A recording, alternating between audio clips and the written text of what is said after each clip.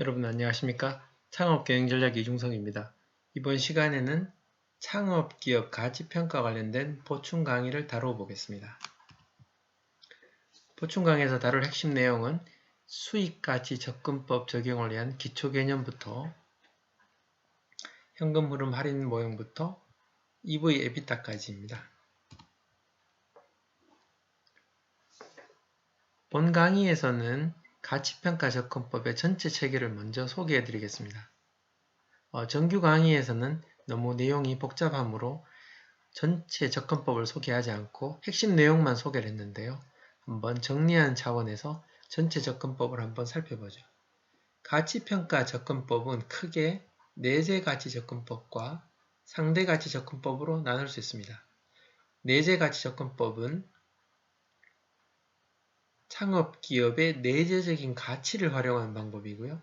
상대가치 접근법은 말씀드린 것처럼 비교 대상 기업의 상대가치에 기준하여 평가하는 겁니다. 창업기업의 내재적인 가치는 자산가치, 수익가치, 그리고 두 개를 합한 혼합접근법으로 나눌 수 있는데요. 정규 강의에서는 자산가치 접근법의 장부가치평가법 이걸 다뤘고요. 청산가치나 시장가치는 뭐 특별한 내용이 아니니까 생략이 될 것 같습니다. 그리고 수익가치 접근법에서는 이익환원평가 방법을 위주로 다뤘습니다. 그리고 혼합접근법은 상속세 및 증여세법 평가 방법을 기준으로 다뤘는데요. 본 강의에서는 이제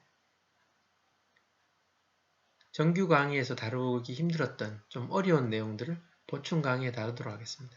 그래서 이번 시간에는 이 수익가치 접근법을 적용하기 위한 기초 개념부터 시작해서 현금 흐름 할인 모형, 경제적 부가치 모형, 자녀 이익 모형, 배당 할인 모형, 그리고 소개는 했지만 시간 관계상 그냥 간략하게 언급만 했던 EV 에비타 방법에 대해서 좀 다뤄보겠습니다. 먼저 여러가지 모형들에 따른 수익가치 접근법을 위한 기초개념부터 소개하겠습니다. 수익가치 접근법, 특히 모형법을 적용하기 위해서는 현재 가치를 미래 가치로 계산하는 방법, 그리고 미래 가치를 현재 가치로 계산하는 방법에 대해서 알고 있어야 합니다. 먼저 현재 가치를 미래 가치로 계산하는 방법을 살펴볼까요?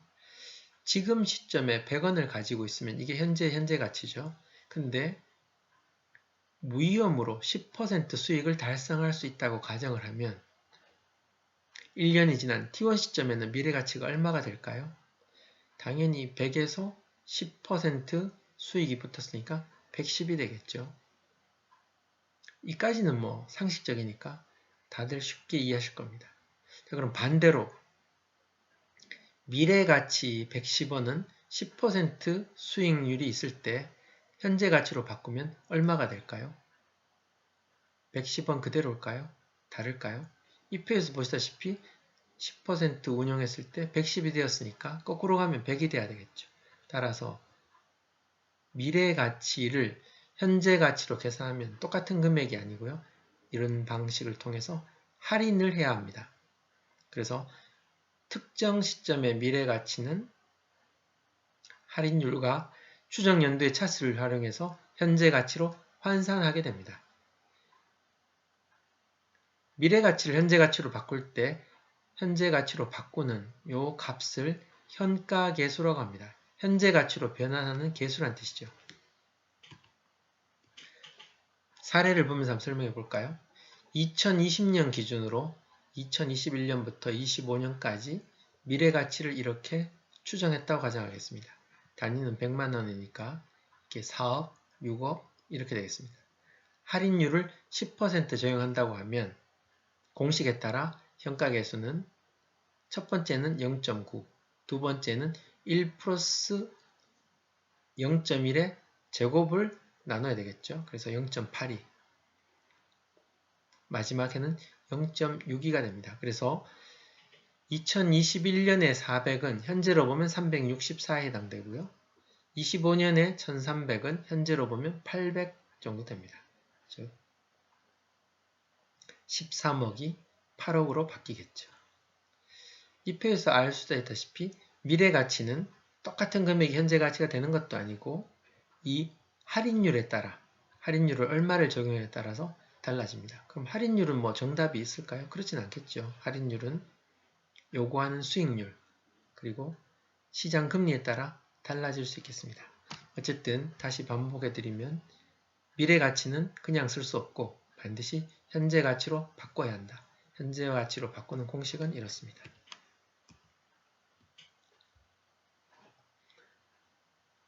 수익가치 접근법의 각종 모형을 하기 위해서는 기업을 영속적인 존재로 가정하고요. 미래를 추정해야 되는데 영속적인 존재로 가정하니까 현재부터 무한한 미래를 다 추정해야 되지 않겠습니까? 근데 그렇게 하긴 힘드니까 실무적으로는 3년에서 5년 정도를 명시적 추정 기간이라고 해서 이때는 개별 추정을 하고요. 그 이후의 기간은 잔여 추정 기간이라고 해서 한 번에 미래 가치를 뽑아냅니다. 그러면 여기까지는 뭐 쉽게 추정해서 현재 가치로 바꾸면 쉽겠죠. 그러면 무한히 영속적인, 무한히 존재하는 미래 가치는 어떻게 현재 가치로 바꿀까요? 그 내용을 다뤄보죠. 잔여 기간은 잔존가치, 미래가치에 해당되는데요. 이건 잔여 추정 기간의 미래가치 합계액입니다. 그런데 잔여 추정 기간에 미래가치가 똑같고 할인율이 일정할 때는 그때의 잔존가치는 바로 영구연금의 가치와 같습니다. 좀 혼돈하니까 예를 들어 갖고 한번 설명해 볼까요? 보시면 요 윗단은 아까 보신 거의 똑같고 잔여 추정 기간 동안 즉 2026년, 27년, 28년부터 무한히 먼 미래에 대해서는 매년의 미래 가치가 1300이라고 가정을 하는 겁니다. 그리고 할인율도 10%라고 가정을 합니다. 그러면은 그러한 방식으로 미래 가치가 매년 똑같고요. 할인율이 일정하면 그게 영구히 받는 연금이잖아요. 그러면은 영구연금의 가치와 똑같기 때문에 영구연금의 가치 공식을 그대로 쓰면 잔존가치의 미래가치를 뽑을 수 있습니다. 공식은 잔여 추정기간의 일정한 미래가치를 할인율로 나누면 됩니다. 본 시간에 영구연금의 가치 산출 방법, 로직 공식에 대해서까지는 다루지 않고 세부사항 다루지 않고 이런 공식을 활용한다고만 이해하시면 되겠습니다. 그럼 다시 잔여 추정기간 26년, 27년 계속 13억 원이죠. 13억 원이 유지된다고 했을 때 공식에 따르면 13억을 10%로 나누면 되겠죠. 그러면은 130억 원이 영구히 존속하는 잔여 추정기간의 전체 미래가치 합계액이 됩니다. 근데 이걸 보다 보면 좀 익숙하지 않으신가요? 이게 정규 강의에 설명드렸던 수익가치 접근법, 즉 이익환원평가 방법하고 똑같습니다. 특히 미래이익을 특정한 할인율로 나눠버리면 가치가 나온다고 기억하시죠? 그게 어떻게 보면은 이러한 암묵적인 가정이 녹아있는 거라고 이해하시면 되겠습니다. 자, 그럼 여기까지 왔고요. 그러면 이제 미래가치의 합계액이 130억 원이 나왔는데 이것도 미래의 가치잖아요. 그럼 똑같이 현가로 바꿔야죠. 그래서 바꾸는 방법은 그냥 25년부터 똑같이라고 보고 0.25년의 현가계수 0.62를 쓰면 될 것 같습니다. 그래서 현재 가치는 환산하면 80억 정도 되네요. 그래서 잔존 가치는 영구연금 가치를 현재 가치로 환산하는 것. 이게 이제 영구연금의 가치였잖아요. 그 다음에 이제 앞서 배웠던 현가화하는 것, 현가 계수화하는 것. 이 공식은 앞서 했던 거랑 똑같은 로직입니다. 자, 여기까지 기초 지식을 배웠고요. 이제 그러면은 현금 흐름 할인 모형부터 하나하나씩 살펴보겠습니다. 현금 흐름 할인 모형을 적용하기 위해서는 재무상태표를 조금 바꿔야 합니다. 이게 우리가 알고 있는 기존의 재무상태표죠. 이 재무상태표를 변화해서 유동, 비유동으로 나누는 게 아니라 영업과 비영업용으로 나누고요. 부채도 유동 고정이 아니고 영업용 부채, 재무부채로 바꿉니다. 이렇게 해서 영업용 자산, 영업용 부채를 묶어서 활용을 하는데요. 이걸 뭐 더하거나 빼거나 이렇게 해서 무슨 가치를 만드는 게 아니고요. 영업용 자산, 영업용 부채를 활용해서 이 기업이 영업활동을 통해서 만들어내는 잉여의 현금 흐름 가치를 뽑아내는 겁니다. 즉, 현금 흐름 할인 모형에서 가치란 영업활동을 통해서 만들어내는 잉여 현금 흐름입니다. 자, 그럼 잉여 현금 흐름이 어떤 의미가 있을까요? 그게 기존의 현금 흐름하고 다를까요? 또는 이익과 다를까요? 현금 흐름 할인 모형에서는 궁극적으로 기업이 창출해내야 되는 목표가 현금 흐름이라고 보고요. 특히 현금 흐름 중에서 영업활동에 충당하지 않아도 되는 완전히 남는 그 현금 흐름이 진짜 가치라고 봅니다. 예를 들어 미래에 10억 원을 벌었는데요. 영업을 위해서 추가로 1억이 더 필요하다. 그러면 1억만큼 못 쓰는 돈이잖아요. 그때는 9억만 진정한 가치라고 보는 거죠. 즉 미래에서 추가로 만들어내는 현금 흐름이 진정한 가치라고 보고요. 이 영업용 자산, 영업용 부채를 활용해서 만들어내는 미래 잉여 현금 흐름 가치를 뽑아내는 겁니다. 이게 이제 진정한 가치라는 거죠. 이 가치에 비영업용 자산은 그거랑 상관없이 존재하니까 더해주고요. 재무부채, 이거는 갚아야 되는 거죠. 그럼 이 기업이 만들어내는 게 어쨌든 이 현금 흐름이니까 이 현금 흐름으로 빚을 갚아야죠. 그래서 빚을 빼고 나면 그제서야 남는 게 주주가치라는 겁니다. 자, 그래서 기억하실 게 현금 흐름 할인 모형에서의 가치의 기준은 미래에 남는 잉여 현금 흐름이고 그 가치와 상관없이 존재하는 비영업용 자산은 더하고 만들어진 현금 흐름에서 빚은 갚아야 되니까 재무부채를 빼면 주주 남는 몫이 된다고 이해하시면 되겠습니다. 자, 그러면은 미래 잉여 현금 흐름은 어떻게 뽑아낼까요? 영어로는 이제 free cash flow라는데요. free라는 뜻이 이제 잉여라는 거, 그렇게 이해하시면 될 것 같아요. 자, 잉여 현금 흐름을 뽑아내는 방법은 영업이익에서 세금을 빼고 이자 비용을 빼지 않습니다. 세후 영업이익을 산출합니다. 그리고 여기에 감가상각비를 더합니다. 감가상각비를 더하는 이유는 영업이익을 뽑을 때 감가상각비를 차감했는데 감가상각비는 현금 흐름이 아니잖아요. 현금이 나가는 비용이 아니죠. 그래서 감가상각비를 더합니다. 그렇게 하면 총현금 흐름이 산출됩니다. 근데 이 총현금 흐름에서 설비투자, 영업에 필요한 설비투자, 운전자본 투자, 기타 자산 증가가 있으면 그만큼은 빼야죠. 그래서 이거는 이제 잉여가 아니니까 그것만큼을 빼야만 미래 잉여 현금이 나옵니다. 다시 정리하면 세금을 뺀 영업이익에서 이자 비용은 고려하지 않고요. 감가상각비를 가산한 총현금 흐름에 이러한 투자비를 빼서 미래 잉여 현금 흐름을 구합니다. 자, 그럼 여기서 이자 비용은 왜 빼지 않느냐? 이자 비용을 빼지 않는 방법은 이 계산 로직이 기업이 만들어내는 잉여 현금 흐름을 특정한 할인율을 이용해서 할인을 하고요. 마지막에 다시 재무부채를 빼내기 때문에 이자 비용은 직접적인 현금 흐름에서 감안하지 않고 할인율과 재무부채 차감해서 반영한다고 이해하시면 될 것 같습니다. 자, 그럼 이제 여기까지 이해를 하고요. 표를 갖고 한번 해보죠.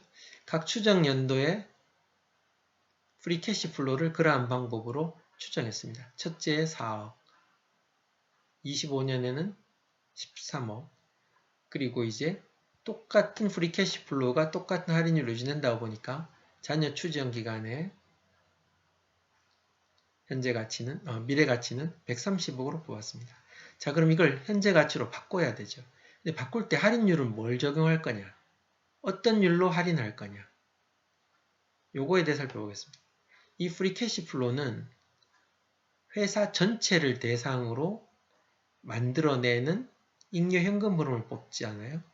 근데 그 잉여 현금 흐름은 주주의 가치, 채권자가 요구하는 비용 등을 다 감안해야죠.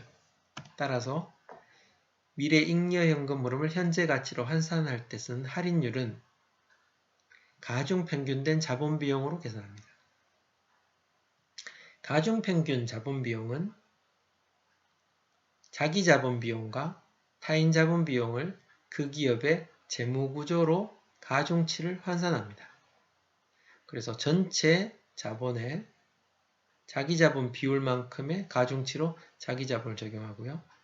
전체 자본의 타인자본의 비율만큼 타인자본 비용을 감안하는데 특히 타인자본은 그만큼 세금, 즉 이자만큼 세금을 안 내니까 그 이자율에다가 텍스 효과를 감안합니다. 자, 그럼 여기서 이제 다른 건 이해가 갈 텐데 이건 뭐고 이건 뭐냐? 이건 이제 예를 들어 이렇게 이해하시면 될 것 같아요. 실제로 이제 이 뽑는 방법은 뭐 베타나 이런 걸 통해서 뽑는데 그까지는 지금 시간이나 내용 깊이상 더 깊이 할 수는 없으니까 그냥 이렇게 이해하시면 될 것 같아요. 자기자본 비용이란 건 주주들이 요구하는 수익률이라고 생각하시면 될 것 같습니다. 주주들이 이 정도의 이자율은 수익률은 달성해야 된다. 이건 채권자들이 요구한 이자율이죠. 그래서 용어가 자기자본 비용이자 똑같은 말로 바꾸면 주주들이 요구하는 요구 수익률, 또 타인자본 비용이자 채권자들이 요구하는 이자율, 같은 개념이라고 보시면 됩니다. 어쨌든 미래 잉여 현금 흐름을 현재 가치로 바꿀 때는 이게 기업 전체 대상으로 한 거니까 할인율은 자기 자본과 타인 자본을 다 고려한 할인율로 가중평균에 썼습니다. 그러면 이제 이 가중평균 자본이율 10%라고 하면 현가계수가 이렇게 나오고요. 프리캐시플로 현재 가치가 나오죠. 그러면 이제 요 프리캐시플로 현재 가치를 다 더하면 자녀 추정기에 다 더하면 이 기업이 만들어내는 전체 가치의 현재 가치가 나오겠죠. 즉 현금 흐름 할인 모형에서는 궁극적인 추구 가치가 프리캐시플로라 그랬죠. 잉여적인 현금 흐름. 다른 데 안 써도 되는 정말로 남는 그런 현금 흐름이라 그랬죠. 요게 이제 그 기업의 가치잖아요. 근데 이제 비업무용 자산은 별도로 있으니까 더해주면 되고요. 그렇게 하면 전체 기업 가치가 나오고 타인 자본 가치를 빼면 주주 가치가 나오겠습니다. 이 방법이 현금 흐름 할인 모형입니다. 자, 그 다음 경제적 부가가치 모형에 대해 살펴보겠습니다. 경제적 부가가치 모형도 똑같이 재무제표를 재구성해야 하는데요. 아까 살펴본 현금 흐름과 똑같은 방법으로 재무상태표를 다르게 만듭니다. 즉 영업용 자산, 비영업용 자산, 영업용 부채, 재무부채로 구분합니다. 경제적 부가가치 모형은 주주가치를 어떤 식으로 계산하냐면 앞서 뽑아낸 이 영업용 자산과 영업용 부채를 활용해 가지고요.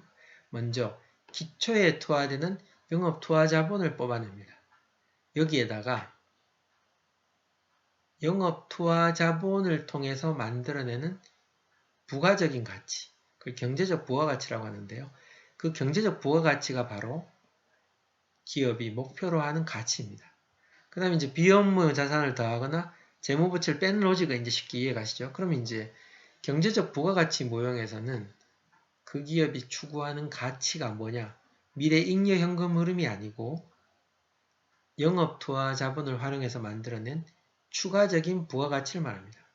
여기까지만 또 이해가 안 가시죠? 좀 더 살펴보죠. 기초영업 투하 자본은 이제 아실 것 같고 경제적 부가가치는 그 기업이 만들어내는 세후 순영업 이익이 아니고요. 이게 아니고 영업 투하 자본을 활용해서 가중평균 자본비용을 곱한 자본비용만큼을 뺀 걸 말합니다. 그럼 이게 뭘 의미할까요? 이 식의 의미는 이 기업이 영업 투하 자본을 활용해서 주주가 요구하는 또는 채권자가 요구하는 걸 감안한 수익률만큼은 기본으로 달성을 해야 되고 그 달성한 걸 초과하는 금액만큼이 진짜 이익이라는 거죠. 즉 영업 투하 자본을 활용해서 주주 채권자가 요구하는 그러한 이익을 달성한 것 그것만큼은 기본이고 그게 안 되면 오히려 주주 가치가 준다는 거죠. 기업 가치가 준다는 거죠. 그걸 넘어서는 가치. 그게 진짜 가치라는 거죠. 그걸 경제적 부가가치라고 이름 지었습니다. 즉 세후 순영업이익에서 이 자본 비용을 빼내면 투하자본을 활용한 주주와 채권자의 요구 금액까지를 넘어서는 부가가치가 나온다는 거죠. 그 부가가치가 진짜 이익이라는 거죠. 다시 가보겠습니다. 그러면은 영업용 자산, 영업용 부채로 영업투하자본을 뽑는데요. 그 금액에서 주주들, 채권자가 요구하는 수익을 초과하는 금액, 그 경제적 부가가치를 다 더하면 그게 진정한 가치라는 거죠. 자, 표를 갖고서 한번 살펴볼까요? 각 추정연도에 세후 순영업이익이 이렇게 있습니다. 그럼 우리가 언뜻 생각하기엔 이게 이익인 것 같잖아요. 이게 가치인 것 같잖아요. 근데 경제적 부가가치는 그렇게 보지 않고요. 매년도에 영업투하자본을 이렇게 뽑고 그 영업투하자본에 주주 채권자의 가중된 이자의 요구 수익률이 10%예요. 그러면은 기초영업투하자본의 10%만큼은 기본으로 달성해야 하는 금액이죠. 그게 자본비용입니다. 그러면 이제 이게 100만 원이니까 이게 110억이잖아요. 그러면 2021년에는 어쨌든 11억만큼은 달성해야 기본으로 하는 겁니다. 2022년에는 12억만큼은 달성해야 기본으로 하는 겁니다. 근데 첫 번째에 11억을 달성하는 게 기본인데 14억 했으니까 경제적으로 부과된 가치가 얼마일까요? 3억이잖아요. 자, 하여튼 이 논리는 주주들이 요구하는 가치만큼은 기본으로 달성해야 되는 겁니다. 그렇게 해야 미래 가치, 현재 가치가 똑같아지는 거죠. 그걸 넘어서는 경제적 부가가치 만큼이 진짜 이익인 거죠. 그럼 이제 이 경제적 부가가치를 매년 이런 식으로 뽑아내고요. 즉 세후 순영업이익에서 자본비용을 뺀 금액이죠. 그걸 현재 가치로 환산을 하고 그게 기업의 가치가 됩니다. 자, 잔여 추정 기간 똑같이 800인데 이게 10%니까 연구연금의 가치로 계산하면 8,000이죠. 현가계산 똑같이 썼습니다. 그래서 49억이 나오고 어쨌든 EV의 현재 가치 합계액이 70억 정도 되고요. 어쨌든 기초영업 투자자본은 원래 갖고 시작한 거잖아요. 그만큼 가치니까 110억만큼은 더하면 이 기업의 총 가치는 178억이라고 합니다. 여기에 지금은 이제 비영업용 자산이 없으니까 안 뺐는데 있으면 더 해야 되겠죠. 비영업용 자산을요. 그 다음에 타인자본 가치 이게 이제 부채 중에서 이자 부채, 재무 부채를 말합니다. 35를 빼면 115억이 됩니다. 그럼 이 로직을 가만히 보면 어떤 생각이 드시나요? 이 로직은 기업의 가치 출발을 그냥 영업 투하자본에서 시작한다고 보는 거죠. 요만큼은 기본으로 갖고 있고요. 여기서 시작해서 주주들이 요구하는 기본 수익을 초과하는 것들, 그걸 쌓은 것들이 EVA이고 기초영업 투하에 그걸 더한 게 그 기업 전체의 가치라고 보는 거죠. 이렇게 해서 주주 가치를 뽑는 방법이 경제적 부가가치 모형입니다. 자, 잔여이익 모형을 살펴볼까요? 잔여이익 모형은 전체 기업 기준으로 보는 게 아니라 그냥 주주 입장에서만 봅니다. 그냥 주주 가치를 바로 뽑습니다.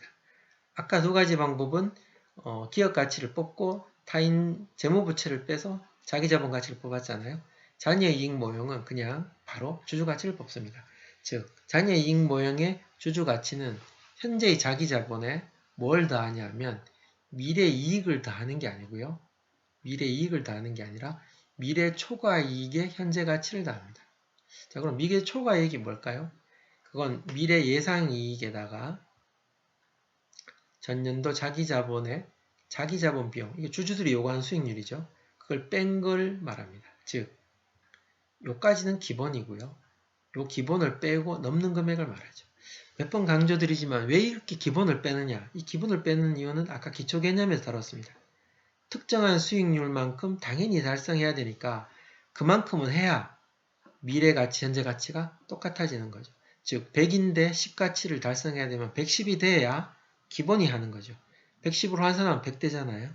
그래서 이러한 모형들은 전부 미래 가치의 개념이 들어있기 때문에 그렇습니다. 즉 반복하면 잔여이익 모형의 주주 가치는 지금 현재 거에다가 미래 초과 이익을 감안한 거고 미래 초과 이익은 예상된 이익에 주주들이 요구하는 금액을 차감해야 한다. 표를 보면서 한번 볼까요? 이렇게 매년도가 있고요. 기초자기자본이 이렇게 있습니다. 이건 바뀌는 숫자고요. 예상되는 자본 수익률이 첫째는 8%, 6.5%, 7% 이렇게 있고요. 자기자본 비용은 7%가 반영하겠습니다. 그러면은 첫 번째에는 주주들이 7% 정도는 달성해야 한다고 생각하는데 8% 만들었으니까 1%만큼 초과이익이 만들어진 거죠. 그럼 초과이익은 시작하는 자기자본에서 초과이익 1%를 곱한 4억 3,700만큼이 초과이익입니다. 근데 두 번째는 어떤가요? 7% 해야 되는데 6.5밖에 못했네요. 그럼 0.5만큼 마이너스죠. 그러면 오히려 초과이익을 까먹었습니다. 어쨌든 이런 식으로 주주들이 요구하는 자본 비용을 초과에 달성한 자본 수익률에 자기 자본을 기초 자기 자본을 곱하면 초과이익이 나오고 그 초과이익은 다 미래 가치니까 현가로 다 전환을 하죠. 그렇게 해서 현재 가치 합계액이 이만큼 나오고요. 200억 나오네요. 기초 자기 자본이 436억이었으니까 주주 가치는 600억 되겠죠. 잔여 추정 기간은 요 금액 17억 원을 요 7%로 나눠서 251억으로 뽑았습니다. 잔여 이익 모형은 보시면은 기업의 가치의 본질이 뭐라고 볼까요? 주주들만 생각하는 거죠. 이건 기본이고 여기서 출발해서 주주들이 요구하는 걸 초과하는 잔여이익의 합계액이다. 이렇게 읽습니다. 지금까지 세 가지 설명을 드렸는데 좀 어려웠나요? 뭐 그럴 수도 있고 안 그럴 수도 있고요. 뭐 로직상 좀 뭐 지금 말이 되는 것 같기도 한데 아닌 것 같기도 하고 좀 익숙해지려면 시간이 걸릴지 모르죠. 세 가지 방법을 비교해 볼까요? 이 두 가지 방법은 주주 가치를 기업 가치에서 재무부채를 빼내서 계산하고요. 잔여이익은 말씀드린 것처럼 그냥 주주 가치를 다이렉트로 계산합니다. 그래서 이 두 가지 방법은 또 이 재무상태표를 분리해야죠. 자산을 영업용, 비영업용으로, 부채를 영업용 부채랑 재무부채로. 영업용 자산 부채는 현금흐름 할인 모형에서는 미래잉여 현금흐름 계산할 때 썼죠. 그리고 여기서는 영업투하자본 할 때 썼죠. 비영업용 자산과 재무부채는 이제 기업가치 산출할 때 가산하거나 재무부채를 차감해서 주주가치 산출할 때 썼습니다. 여기까지는 그냥 그거고요. 핵심은 이제 요 추정 미래가치입니다. 그래서 이게 좀 어려울 수도 있는데 어쨌든 이 부분만 좀 잘 기억하거나 이해하면 모형의 본질적인 이슈들은 이해한 게 아닐까 싶습니다. 즉 현금 흐름 할인 모형에서는 미래의 중요한 가치를 뭘로 보냐? 영업활동에 충당할 필요 없는 미래 잉여 현금 흐름이 가치라고 보는 거고요.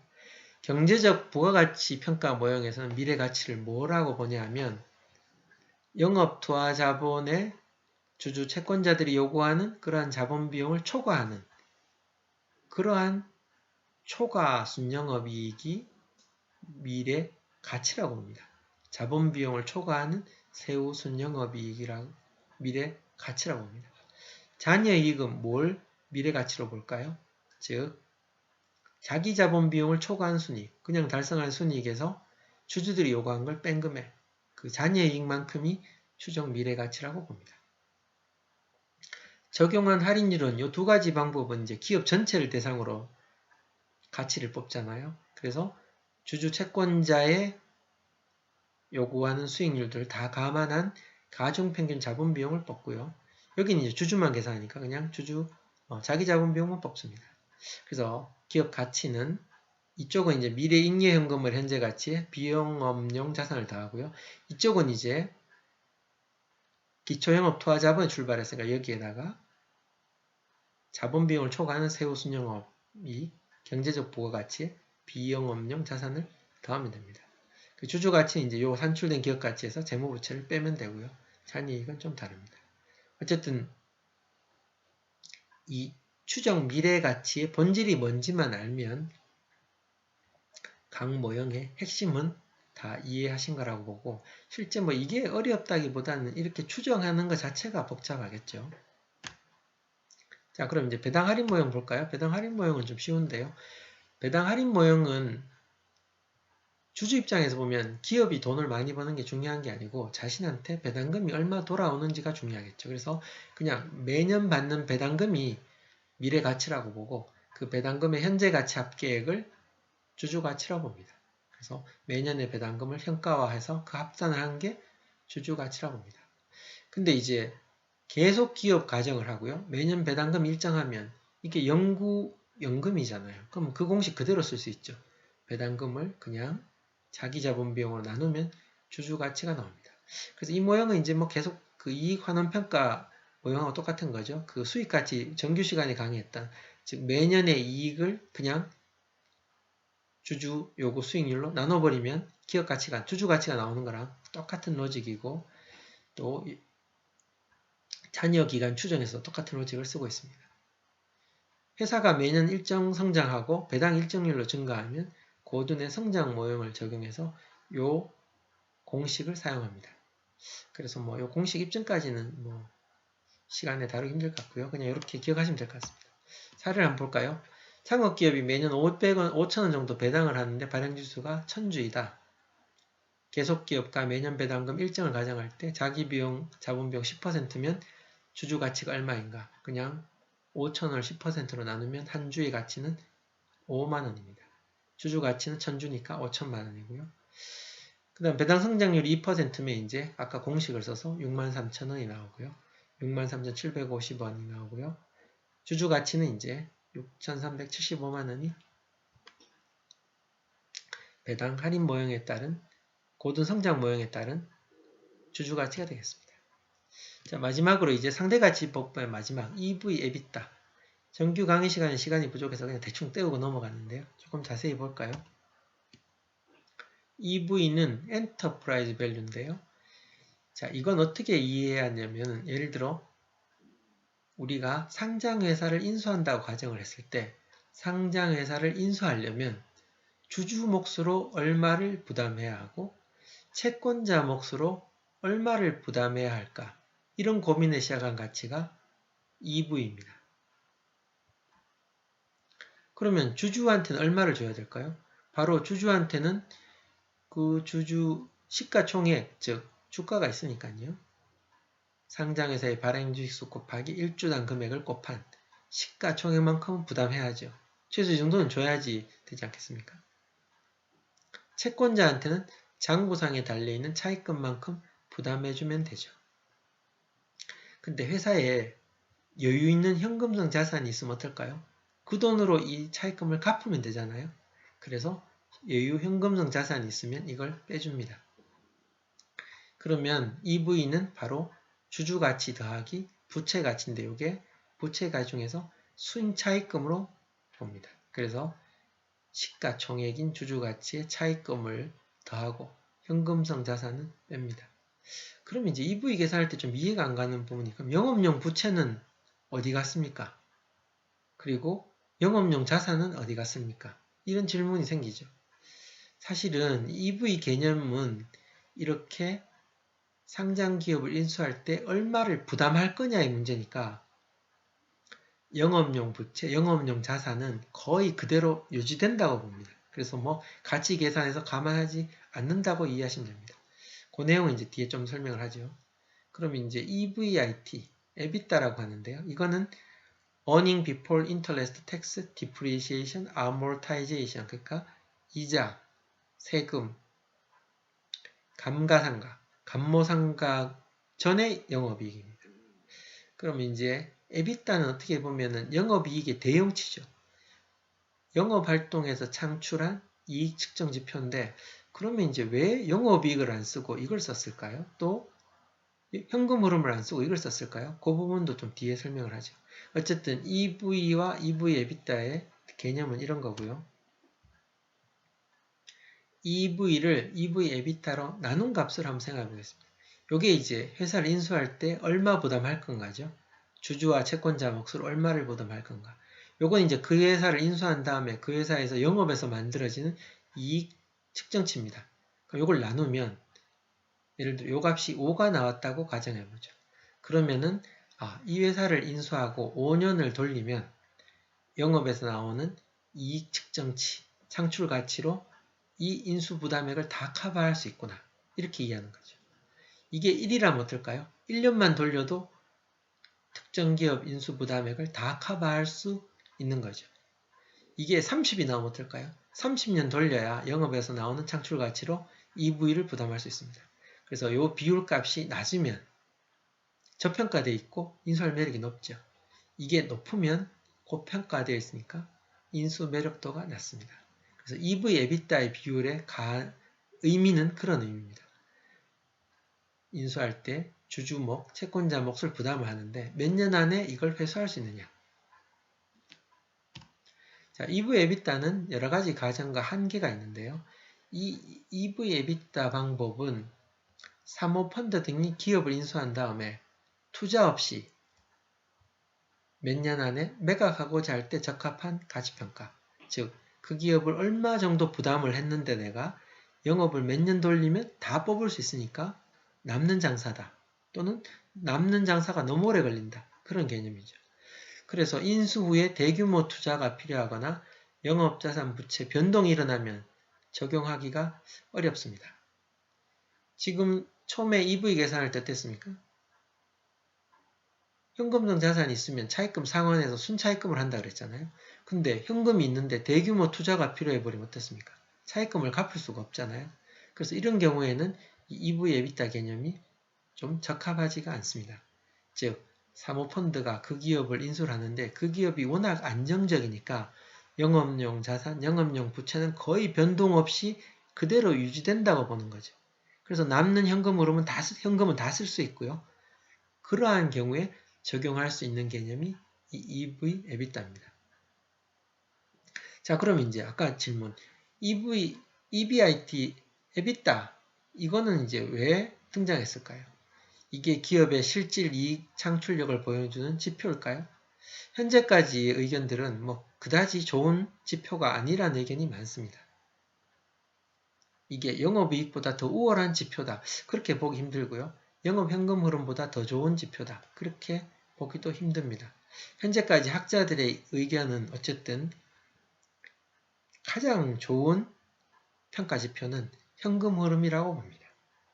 다른 건 다 나름대로 문제가 있지만 현금 흐름이 제일 좋은 지표라고 봅니다. 근데 어쨌든 EV, EBITDA는 이것도 아니고 이것도 아니고 과연 정확한 지표인지 좀 애매하고 특히 이자와 법인세를 제외하잖아요. 이게 타당성이 있는지에 대한 의문도 있습니다. 원래는 이제 이 취지가 각국의 인수 대안을 고려할 때 각국의 법인세가 다르니까 그 효과를 제거하기 위해서 법인세는 빼버리고 또 이자도 그 기업의 재무구조에 따라 달라지잖아요. 그래서 그런 효과를 제외하기 위해서 이자 및 법인세를 뺐다고 하고 있습니다. 근데 이론적으로 그럼 이자와 법인세를 제외한 타당성은 뭔가? 그건 조금 설명하기 어렵습니다.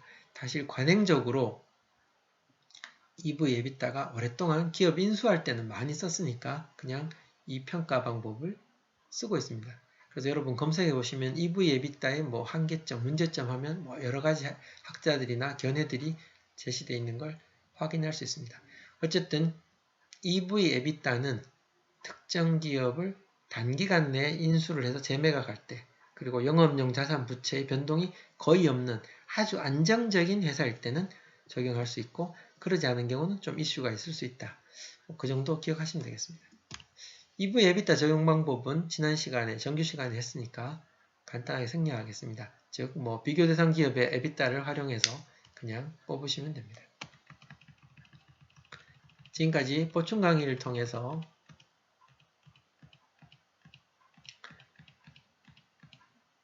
조금 복잡한 평가 모형에 대해 설명을 드렸는데요.